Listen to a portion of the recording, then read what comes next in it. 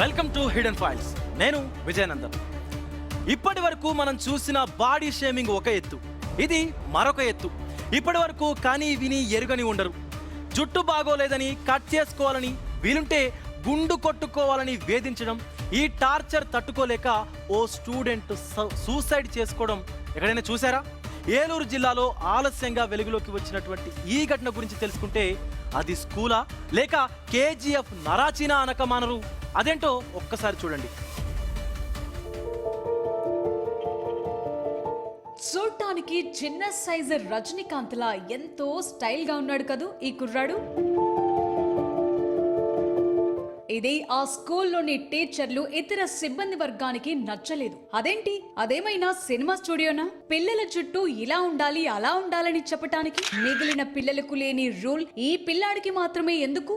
ఊరేసుకున్నాడయ్యా నా కొడుకు. సార్లు ఒత్తిడి చేశారయ్యా, నీ హెయిర్ స్టైల్ బాగాలేదు, నువ్వు కారులో వస్తున్నావేంట్రా, మేము బళ్ళు మీద వస్తుంటే అని. తండ్రి కూడా అదే మాట. పిల్లాడి చదువు బాగాలేదంటే అర్థం చేసుకోవచ్చు, హెయిర్ స్టైల్ బాగోలేదని చెప్పటం ఏంటని నిలదీస్తున్నారు ఈ తల్లిదండ్రులు.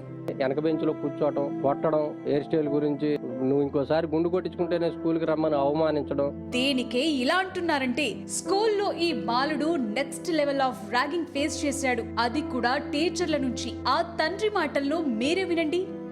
నా బాబు జేబులో ఉండకూడని వస్తువులు ఉన్నాయని చెప్పేసి తోటి విద్యార్థులు రెహమాన్ అనే కుర్రాడు కంప్లైంట్ చేయడంతో ఏలూరు జిల్లా రంగారెడ్డిగూడెంలో ఆలస్యంగా వెలుగులోకొచ్చింది ఈ ఘటన.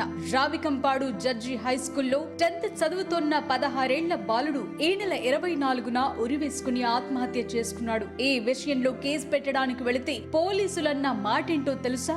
కొడితే చచ్చిపోయారంట కదా అని అడిగారు సార్.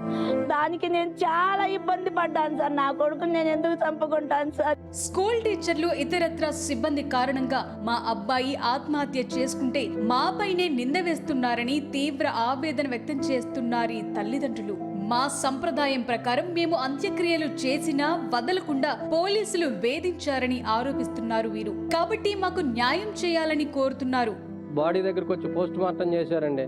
సాంప్రదాయపరంగా మేము ఖననం చేసామండి. ఖననం దగ్గరికి వచ్చి రిపోర్ట్ మార్టం చేసి ఎటువంటి వివరాలు చెప్పలేదండి. మాకు స్టేట్మెంట్లు తీసుకున్నారండి.